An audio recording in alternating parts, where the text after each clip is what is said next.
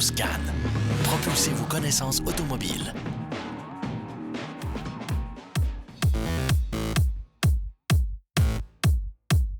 Dominique, point de vue dimension de pneus, les gens sont souvent mélangés. Il y a des grandeurs de pneus à respecter sur chaque véhicule et il y a des codes. Qu'est-ce que signifient ces codes-là? On voit ici 195, 65, R15. Peux-tu nous aider?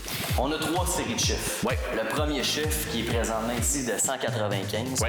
On parle en réalité que c'est la largeur de la section, soit 195 mm.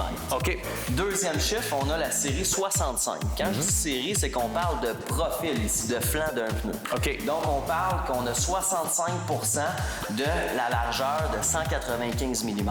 C'est ce qui fait notre hauteur de flanc. Donc, pour calculer la hauteur, on fait 65 % de ce cas-là, 195 qui nous donne la hauteur. Exactement. OK. Qui donne la hauteur du flanc. Parfait. En terminant, on a le R15. R signifie radial, donc c'est un pneu qui n'a pas besoin d'avoir de tube à l'intérieur. OK. Et puis le 15 est relié au diamètre de la jante intérieure qui, dans le cas présent ici, est du 15 pouces. Aussi simple que ça. Parfait. Les gens modifient aussi les grosseurs de pneus sur les véhicules. En été, on voit souvent des gens qui vont grossir les roues, donc évidemment, il faut changer les pneus. Et l'hiver, on voit des gens qui vont rapetisser les roues, donc encore une fois, les pneus vont changer.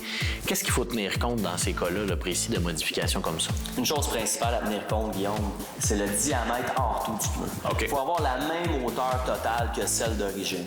Si on ne le fait pas, on peut avoir des problématiques au niveau des frottements. Il peut avoir aussi un impact au niveau là, de l'odomètre. La vitesse ne sera plus la même si, exemple, on est plus petit ou plus grand que d'origine.